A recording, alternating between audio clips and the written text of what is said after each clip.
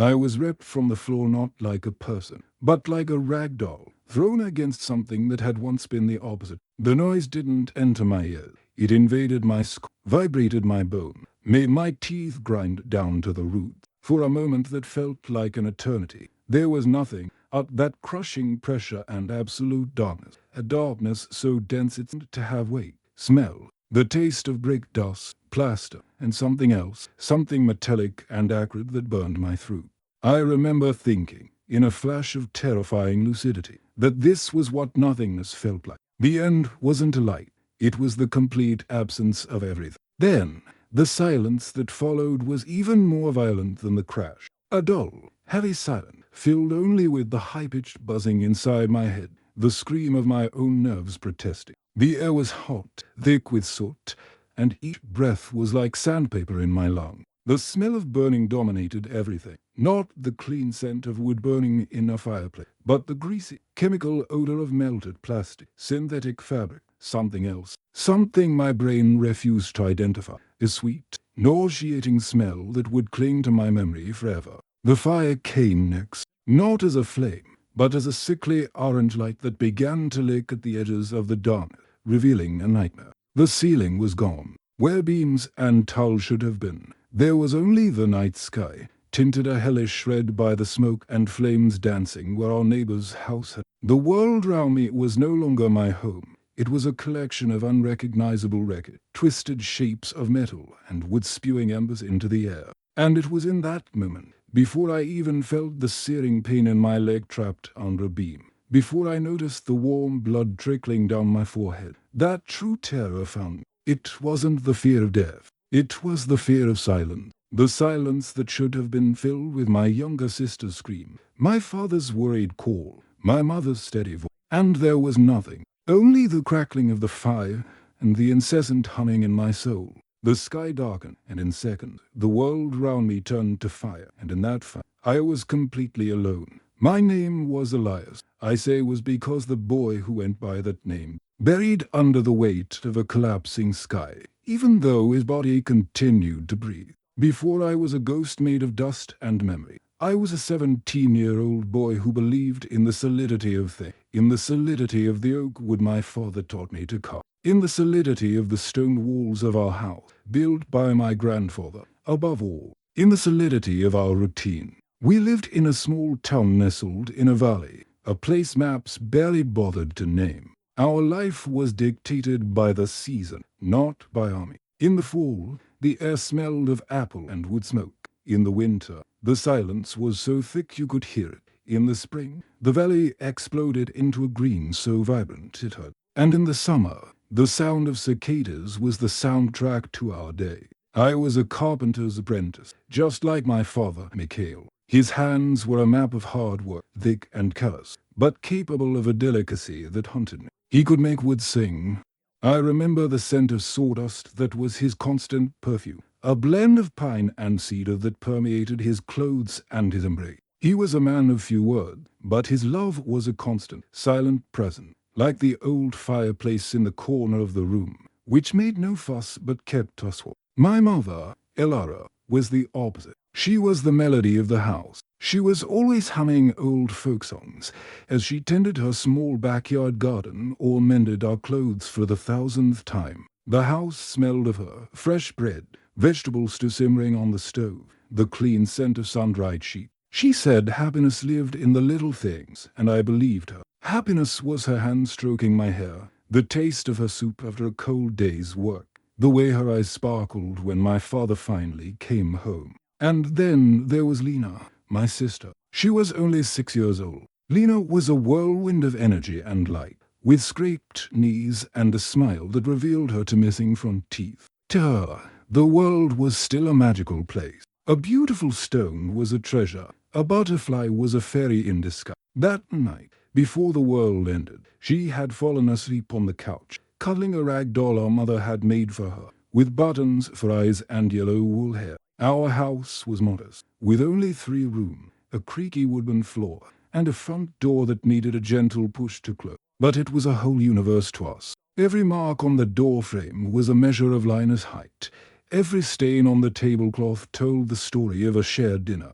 The war, to us, was a distant room, a static noise on the radio that my father would turn off with a weary sigh. It was something that happened in big cities, with men in uniforms and angry faces. We never thought its long, dirty shadow would reach our sheltered little valley. But the shadow arrived. First came the soldiers, with their trucks that frightened the chickens and their boots that dirtied our clean street. Then food began to grow scarcer in the market. The bread grew darker and harder, the laughter. The streets grew quieter. War didn't come with a bang. It crept into our lives like a disease, poisoning the small joys one by one until all that was left was anxiety, a constant knot in our stomach. The feeling that we were living on borrowed time. The first time I tasted true hatred, it didn't come from the barrel of a gun, but from the contempt in the eyes of a man who might have been my age. The occupation had turned our city into a stage of shadows. We, the inhabitants, moved along the edge, heads down, trying to be invisible, while the soldiers strutted in the center, masters of the street, our homes and our fear. They took over the best house in town, the old judges, as their barrack. One day, one of their officers, a smooth-faced lieutenant with a permanent look of boredom, broke an antique chair, a piece of carved walnut that had belonged to the judge's family for generations. Rather than discard it, they decided the local carpenter should repair it. That carpenter was my father. A soldier, little more than a boy with a gun too big for him, came to our door. He didn't knock, he kicked the wood. His voice was arrogant as he ordered my father to follow him. I insisted on going along, a knot of dread tightening my stomach. The image of my father, the strongest, proudest man I knew, walking in front of that armed soldier like a prisoner, is a wound that has never healed. We arrived at the judge's house, and the lieutenant stood on the porch, smoking a cigarette and checking his nail. He didn't look at my father when he spoke, moving to the empty space above his head. "I'm told you know how to work with wood, old man." The chair was slumped on its side, one of its ornate legs broken and splintered. My father knelt without a word, his calloused fingers tracing the fracture with the reverence of a doctor examining a broken bone. He saw the history in that wood, the work of a craftsman from another era. His face betrayed no emotion, but I knew him. I saw the admiration in his eyes for the work, and the pain at seeing it so disrespected. He turned to the lieutenant and said, his voice calm and firm, "I can fix it. It'll be as good as new. But I need my tools and some good glue." The lieutenant laughed, a short, ugly sound. "Of course you can. And you're going to do it now, with what you have there." He gestured with his chin to the small tool bag my father always carried with him for minor repairs. "We want to use it for dinner." It was an impossible order. A job like this required time, care, and the right material. It was a test, a power play. My father looked at the lieutenant, and for a second I saw a spark of defiance in his eye. But then he looked at me, who was huddled near the door, and the spark died, replaced by heavy resignation. He nodded. For the next few hours, I watched in tortured silence as my father performed a miracle. He used his knife, small nails he'd pulled from a loose board, and his incredible skill to reattach the chair leg. It wasn't perfect. It couldn't be, but it was. By the time he was finished, night had fallen. He stood, his back creaking, and presented the chair to the lieutenant. The officer sat in it, shifting his weight heavily. The chair held. He smiled, not with gratitude, but with the satisfaction of a master whose beast had performed the trick correctly. Then he reached into his pocket and pulled out not money, but a piece of dark, hard bread, clearly stale, and tossed it at my father. "Here, old man, for your soup."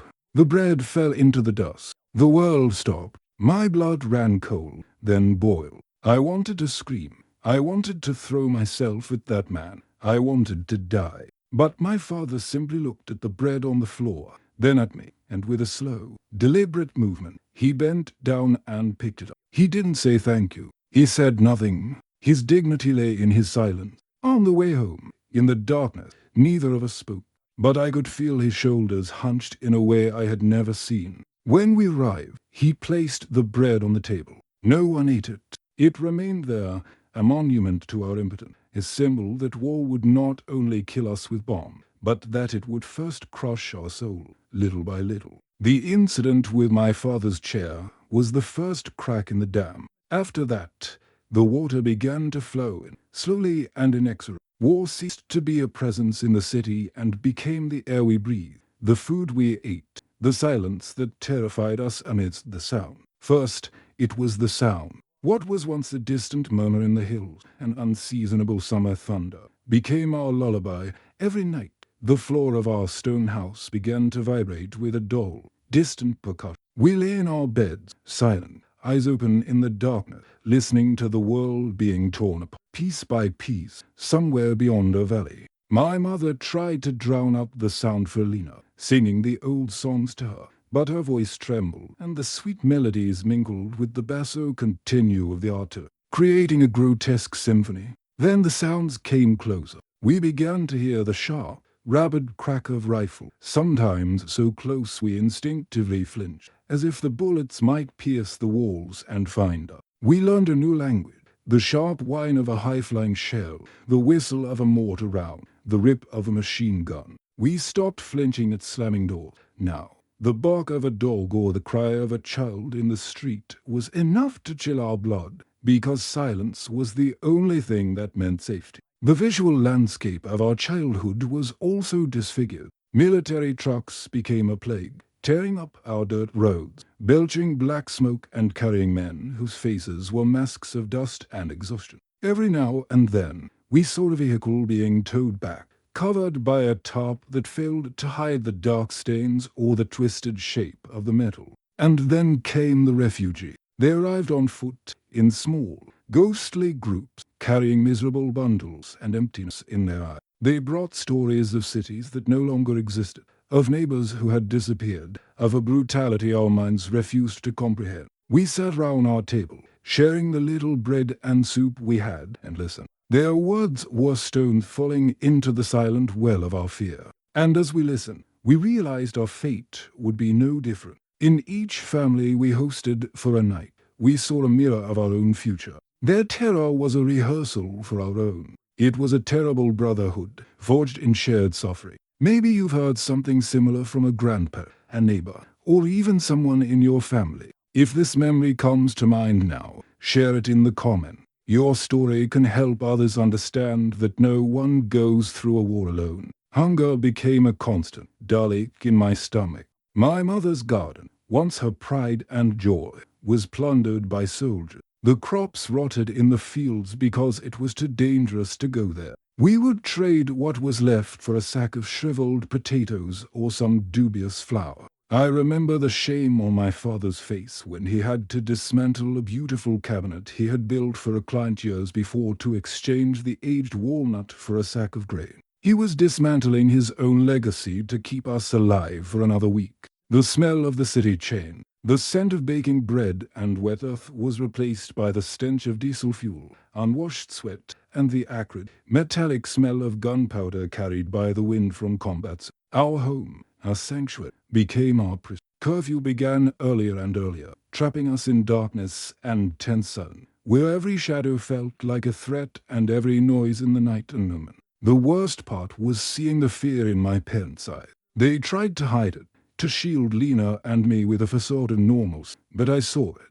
I saw it in the way my mother flinched at every louder sound, in the way my father spent hours staring out the window at the empty street, his jaw tense. Their fear was a poison that infected me, because if the pillars of my world were scared, then there was truly no hope. One night, a stray bullet hit the roof of our neighbor's house, the old blacksmith. The sound was like thunder right above our heads. We ran to the ground, our hearts pounding. No one was hurt, but something broke in all of us that the war was no longer out there in the hill, in the neighboring town. It was there, on our street, pounding on our door, proving that no wall was thick enough to keep us safe. From that day on, we began to hear a new sound in the sky. A low, menacing drone. The planes, they passed overhead, like metal vultures circling, watching. And each time their sound filled the valley, we looked at each other, and the same silent question hovered between us. Is it today? Understood? War, until then a collective threat, was about to sink its claws into my soul in a terribly personal way. This was the moment the monster showed its face only to me. Before the sky fell on my house, the earth had already been ripped from under my feet. It happened on a cold late autumn night, one of those nights when fog descended from the hills and engulfed the city, muffling all sound. My best friend's name was Leo. We were more like brothers than friends. We grew up together, our homes separated only by a small orchard. We knew each other's secrets without needing words. We shared the same childhood dreams of leaving our small town to see the world, and the same adolescent fears about the future. The war had stolen that from us. Our encounters became rare and furtive, our conversations heavy with the unspoken. That night, the claustrophobia of our imprisoned existence became unbearable. We needed to feel for a moment that we were still the boys we once were, defying curfew. We escaped to our place, an old abandoned mill beside the river, where we spent countless summer afternoons. The air was chilly, but being there, away from the soldiers' gazes and the whispered fear inside, was like drinking water after days. For an hour, we almost managed to forget.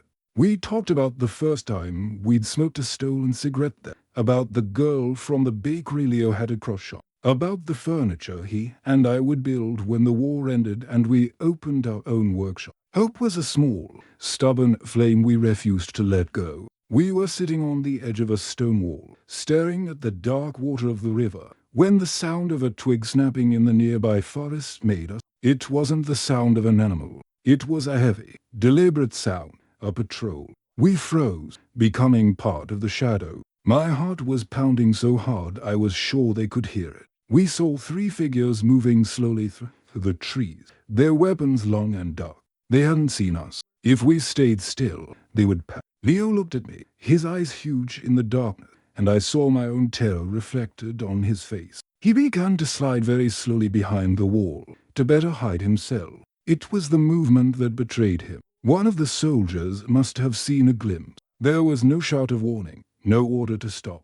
There was only an orange flash and a sound that tore through the night, a dry, brutal crack that echoed through the valley. The sound hit me first, and for a split second I didn't understand. Then I saw Leo. He was thrown back, not with the force of an explosion, but with a final, horrific shock. He didn't scream. The only sound he made was a gasp, a surprised gasp, as if someone had knocked the breath out of him. I fell beside him onto the damp earth. "Leo," I whispered, my voice a thread. He looked at me, but his eyes weren't focusing. There was confusion in them, a silent question. His hand came to his chest, and when he withdrew it, it was covered in something dark and warm. I clutched him, desperately trying to plug the hole in his shirt with my hand, as if I could contain the life that was leaving him. His blood was warm and sticky on my fingers. "It's okay," I lied, tears blinding me. "You'll be okay." He tried to speak, but only a gurgling sound came from his mouth. His body began to tremble,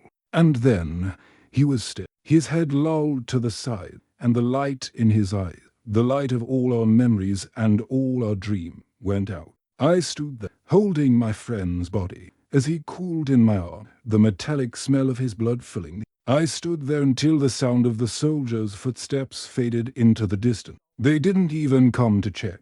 To them, he was just a shadow in the night, a target. To me, it was the end of the world. That night, I didn't just lose my best friend. I lost the ability to believe in anything, justice, safety, a future. His death wasn't heroic or meaningful. It was stupid, accidental, and anonymous. And that was the cruelest lesson of all. The trauma wasn't just watching him die. It was the certainty that settled within me that our lives were worthless, that we could be erased at any moment by whim, by mistake. That silence in the mill, with only the sound of the river and the weight of my friend's body, marked me in a way no other pain ever could. I returned home that night, but a part of me remained forever there, on that cold bank, holding the hand of a ghost. Understood?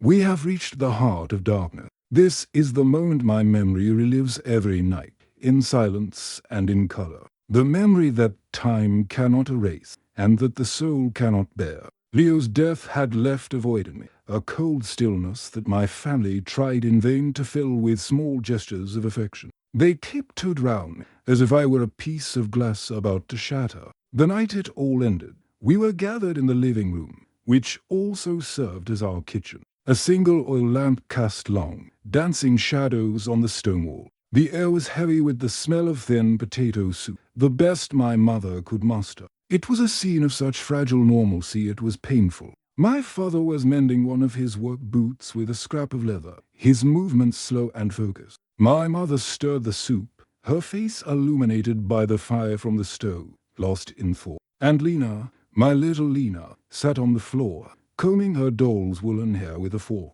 For a moment, the ringing in my ears, which had become constant since Leo's death, seemed to quiet. I looked at them, the three pillars of my shattered universe, and felt a wave of love so fierce it took my breath away. Then we heard it, the sound we had learned to fear, the drone of plane. But this time it was different. It wasn't a loud, distant murmur piercing the sky. It was a low, guttural roar that seemed to come from the bowels of the earth itself, growing in volume and intensity with each passing second. It was a sound that didn't pass us by, but was coming toward us. My father dropped his boot.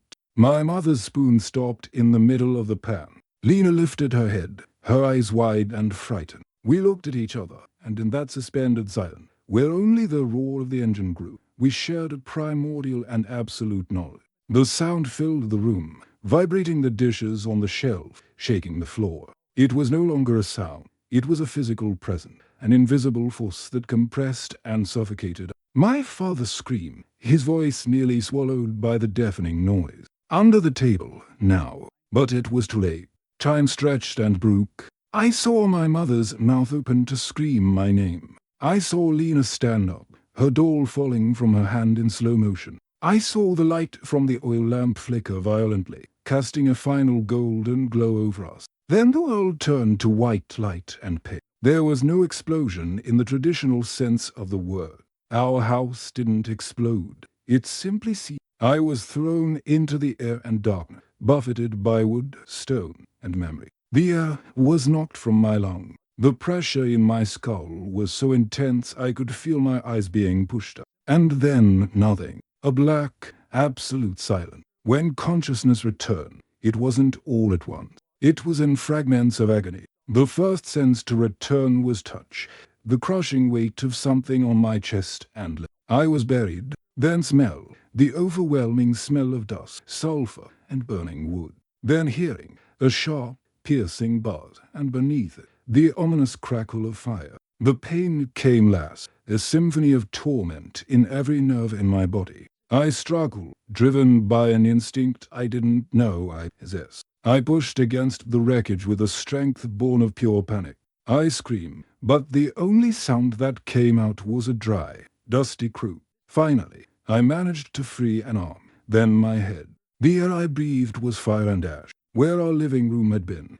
there was now a crater gaping into the night sky, a red and orange sky, lit by the flames that consumed what was left of my life. "Mother!" I screamed, my voice cracking. "Father!" "Lena!" The only sound was the roar of the fire. I began digging frantically with my bare hand, my skin tearing on the sharp edges of the rubble. Panic was like bile rising in my throat. I found my mother first. She was near the stove, almost as if she had simply been thrown to the ground. There were no visible injuries, but her eyes were open and empty, and her body lay still in a terribly final way. I knelt, touched her dust-covered face, and something inside me shattered forever. I kept digging, calling out, praying to a God I no longer believed in. I found my father near where the table had been. He was standing on top of something. His body, large and strong, was hunched in a last attempt to protect. Heart pounding, I carefully pushed him away. And there she was, my little sister, Lena. Her body was small and fragile in our father's protective embrace. And beside her, inches from her tiny hand, was her rag doll, its button eyes staring up at the hellish sky. It was the doll that undid me. Not the sight of my parent, not the destruction, but that small figure of wool and butter, a last vestige of an annihilated innocence. I knelt amid the ruins of my home, surrounded by the bodies of my family, and a sound rose from the depths of my soul. It wasn't a cry of pain or sadness. It was a howl of annihilation, the sound of a universe imploding, the sound of a boy dying and a ghost rising from the ashes. After the howl came nothingness. A void so absolute it seemed to have its own gravity, pulling me to the center of the earth. The fire consuming the remains of my home crackled and slowly died, and with it, the last shred of warmth in the world. I remained there, kneeling in the middle of my annihilated universe, for a time I can't measure. Minutes or hours, the difference had ceased to exist. My body was numb. I could see the blood running down my arm. I could see the deep cuts in my hand. I could feel the night's chill seeping into my bone. But everything seemed to be happening to someone else. I was a shell, an emptied shell, and the pain was just a distant curiosity, unable to penetrate the thick layer of shock that enveloped me. The loudest sound in the world was silence. A silence that screamed. The silence where my mother's voice should have been telling me everything would be okay. The silence where the sound of my father's heavy breathing should have been. The silence where Lina's laughter should have echoed. Every missing sound was a stab in my chest. Before, what was the noise, the artillery, the scream? In that moment, I realized that the true sound of war is the silence it leaves behind. The total and irrevocable absence of life. As the first rays of a grey, sickly dawn began to filter through the smoke, the light revealed the true scale of the devastation. It wasn't just my house. My entire street had been erased. The homes of my neighbors, of the families I'd known since birth, went on piles of smoldering rubble. The world of my childhood, the map of my memory, had been ripped apart and burnt. And in the midst of it all, I was alone. The loneliness I felt in that moment wasn't the absence of people. It was the absence of witnesses. No one else in the world would remember the smell of my mother's bread. No one else would remember the way my father whistled softly when he woke. No one else would remember the stories Lena made up for her dog. All those small, infinite memories that had made up the fabric of our existence now resided only within. The weight of that responsibility was more crushing than any beam that had fallen upon me. I was no longer a survivor. I was a living museum, an archive of a vanished world. I stood, my limbs protesting with a dull ache. I began to walk aimlessly over the rubble. Each step was an act of desecration. This was Lina's room. This, my father's workshop. I stepped on something soft. It was the doll. I picked it up from the floor. It was covered in ash and damp with morning dew. Its button eyes seemed to stare right through me, accusing. I held it to my chest, the first intentional gesture I had made since the attack. But I felt nothing. The pain was too great to feel, the grief too deep for tears. It was an ocean, and I was but a drop, drowning in its immensity. The silence was finally broken by a distant sound. Someone else's cry. A sound of pain that echoed my own silent scream. And I realized I wasn't physically alone, but my loneliness was of a different kind. My family was gone. My home, my past, my identity, everything had been pulverized. I was just Elias, and for the first time in my life, that name meant absolutely nothing. Understood?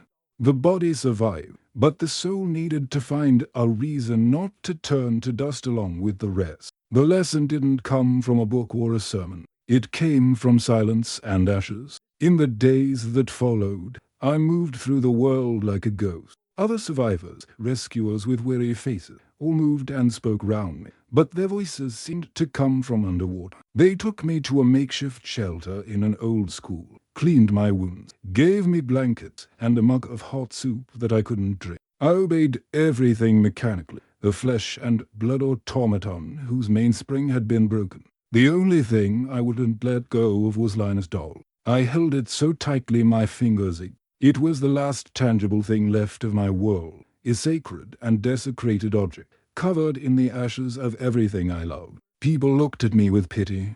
They tried to talk to me, to offer words of comfort that sounded hollow and absurd. Time heals, they said. You have to be strong, others said. They didn't understand. There was nothing to heal, just a black hole where my heart used to be. And my strength had drained from me along with my family's last breath. There was a moment, on the third or fourth night, when the idea of simply ceasing to exist became tempting. It would be so easy. Stop eating, stop breathing, lie down and let the cold carry me to where they were. The thought brought me a momentary peace, the promise of relief from a burden too heavy for a 17-year-old boy to carry. I lay on my cot, staring at the classroom ceiling, hugging my doll, and I made my decision. I would join them, and it was then, in that abyss of despair, that a memory hit me with the force of a physical blow. The memory of my father teaching me how to sand a piece of wood. His voice, calm and patient. Take your time, Elias.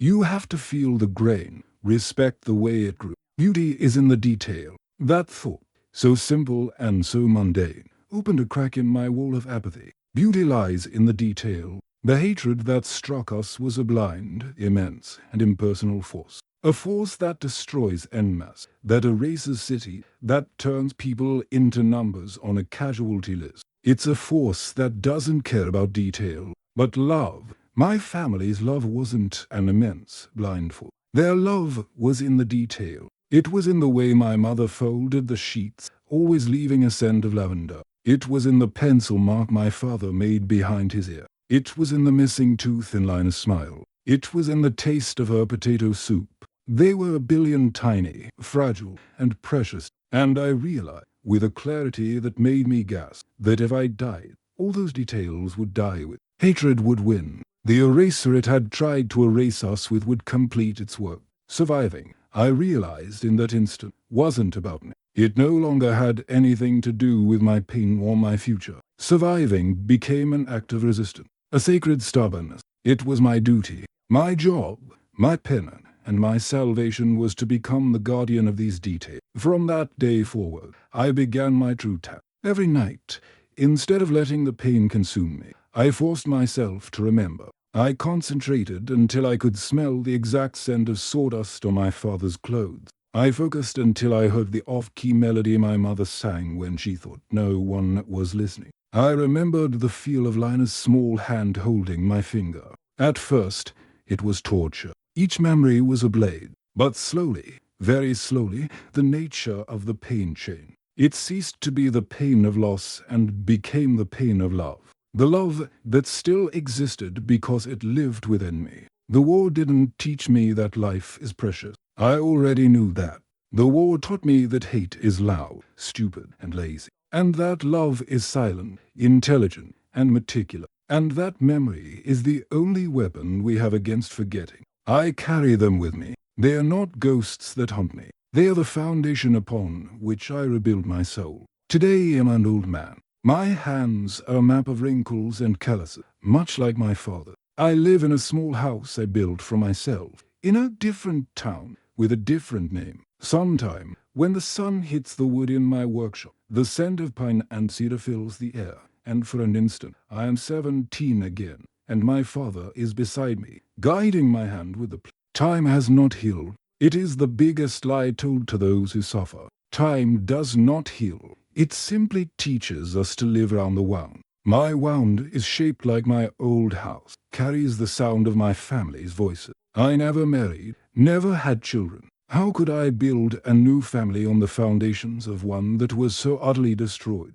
My loyalty belongs to my ghosts. They are my companions in the silence of the night. I talk to them, tell them about the world they could not see, and, in the silence, I can almost hear them responding. Lina's doll sits on a shelf across from my chair. Her yellow woolen hair is faded. One of her button eyes long since popped out. She is my beacon, my constant reminder of my purpose. She is proof that they existed, that our little world of love and potato soup was real. People who know me today see a lonely, quiet old man. They don't know that my house is always full. They don't know that with every board I cut, with every nail I hammer, I am waging my own war against oblivion. I am building small wooden monuments to the memories that only I carry. Survival is not what people think. It is not a victory. It is a vigil. A long, endless vigil. Sometimes I think I didn't come back from that war. I just learned to breathe outside of it. If this story touched you, tell us in the comments what struck you most. Sometimes sharing your pain is the only way to move forward. And if you know someone who carries similar memory, share this story with them. It might be the silent hug they need.